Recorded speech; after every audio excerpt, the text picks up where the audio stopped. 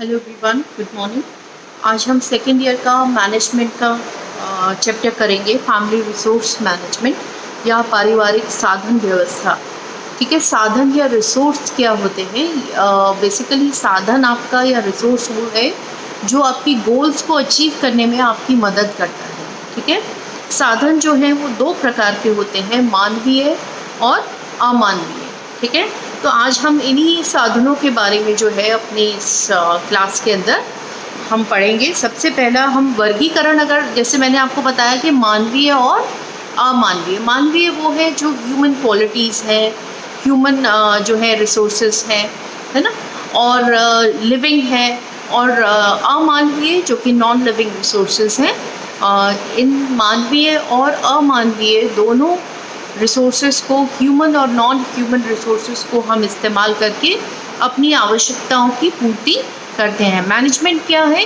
Management है कि अपने रिसोर्सेज को, जो कि हमेशा ही क्या होते हैं, लिमिटेड होते हैं। हमारे जो रिसोर्सेज हैं वो कैसे हैं?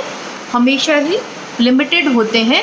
इन लिमिटेड रिसोर्सेज को हम इस प्रकार से इस्तेमाल करें कि हमें ज़्यादा से ज़्यादा सेटिस्फेक्शन मिले और हमारे ज़्यादा से ज़्यादा गोल हम अचीव कर पाएँ।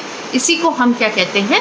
मैनेजमेंट। ठीक है, तो ये रिसोर्सेज जो हैं हमारे गोल्स को अचीव करने में या हमारे जो लक्ष्य हैं उनको प्राप्त करने में हमारी मदद करते हैं। ठीक है, सबसे पहले हम देखेंगे मानवीय साधन कौन कौन से होते हैं। मानवीय साधन बेसिकली है आपका बुद्धि है, आपकी ज्ञान है, आपकी रुचि है ना, आपकी कितनी रुचि है किसी काम को करने में, कौशल, शक्ति, अभिवृत्तियाँ या एटीट्यूड।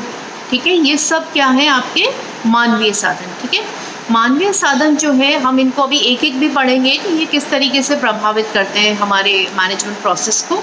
फिर अमानवीय साधनों की अगर हम बात करें तो वो है आपकी सुविधाएं। ठीक है, सुविधाएं माने जो भी आपको जो फैसिलिटीज़ अवेलेबल हैं गवर्नमेंट की तरफ से या आप किसी कंपनी में काम करते हैं उनकी तरफ से। ठीक है, तो ये जो भी सुविधाएं आपको उपलब्ध हैं वो भी हमारे साधन होते हैं। उदाहरण और वो सब मैं आपको आगे समझाऊंगी जब हम इसमें एक एक पे बात करेंगे। उसके बाद है आपका समय। ठीक है, समय जो है सबके लिए ही 24 आवर्स हैं या 24 घंटे होते हैं, और ये समय जो है ये भी हमारे लिए एक साधन है कि इस 24 घंटे में हम कितने ज़्यादा अपने गोल्स को पूरा कर सकें। एक इंसान 24 घंटे में बहुत काम कर लेता है और एक इंसान है कि जो 24 घंटे को अच्छी तरीके से यूटिलाइज़ नहीं करता है और उसको ऐसे ही गंवा देता है। तो हम देखेंगे कि समय। ठीक है, उसके बाद है धन, आपका पैसा, आपकी जो एसेट्स हैं। ठीक है, तो आपका जो धन है वो भी आपका एक बहुत बड़ा रिसोर्स है। वस्तुएं या जो भी आपके पास सामान है, जो चीज़ें हैं, वो आपका जो है एक रिसोर्स है। जो है ये सब जो है ये किस में आता है? नॉन ह्यूमन या अमानवीय रिसोर्सेज में आते हैं। ठीक है, अब हम देखेंगे कि मानवीय साधन कौन कौन से होते हैं। इसको हम एक एक करके डिस्कस करेंगे कि मानवीय साधन हमारे जो मैनेजमेंट प्रोसेस है उसको किस तरीके से प्रभावित करता है या क्या होते हैं ये मानवीय साधन। इसमें हम सबसे पहले देखेंगे योग्यता या एबिलिटी। ठीक है, देखिए मैनेजमेंट की, अभी जैसे मैंने आपको बताया, मैनेजमेंट इज़ बेसिकली बहुत टैक्टफुल अपने रिसोर्सेज को इस्तेमाल करना, बहुत मितव्ययता से अपने रिसोर्सेज को इस्तेमाल करना जिससे कि आप अपने ज़्यादा से ज़्यादा गोल्स अचीव कर पाएँ। तो ये जो मानवीय साधन है ये हमारे जो है हमारे गोल्स को अच्छे से अचीव करने में, हमारे रिसोर्सेज को बचाने में, हमारे साधनों को बचाने में। देखिए साधनों का इस्तेमाल भी करना है गोल्स को पूरा करने के लिए और इनको बचा के भी रखना है, क्योंकि ये ध्यान रखेंगे कि साधन हमेशा ही लिमिटेड होते हैं। चाहे कोई कितना भी पैसे वाला है, लेकिन एक लिमिट पर आकर उसका जो पैसा है, उसका जो मनी रिसोर्स है वो एक लिमिट हो जाती है या वो वहाँ पर ख़त्म हो जाता है। ठीक है, समय है जैसे तो 24 घंटे ही है, एक सेकंड हमें उससे एक्स्ट्रा नहीं मिलता है। तो हमें ये भी ध्यान रखना है कि हमें अपने रिसोर्सेज को किस तरीके से बचाकर यूटिलाइज करना है। ठीक है, तो सबसे पहला जो मानवीय साधन है वो है हमारी योग्यता या एबिलिटी। ठीक है।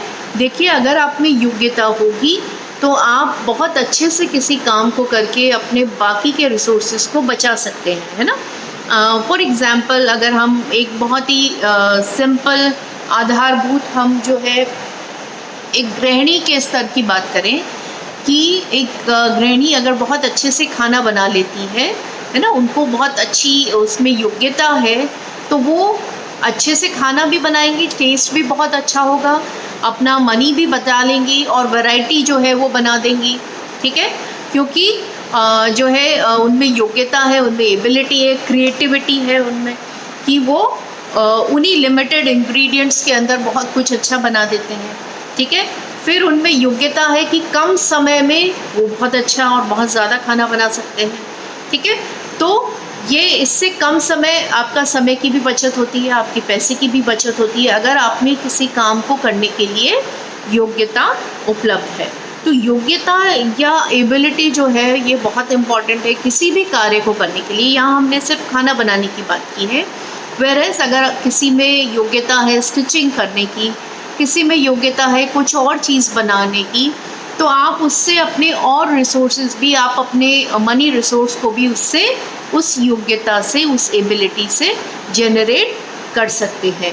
तो कहने का मतलब है कि आपने अपनी एक एबिलिटी वाली जो रिसोर्स है उसको इस्तेमाल करके आपने अपना जो अमानवीय साधन है, दूसरा जो साधन है जो मनी कह सकते हैं, उसको आप जो है जनरेट कर लेते हैं, ठीक है।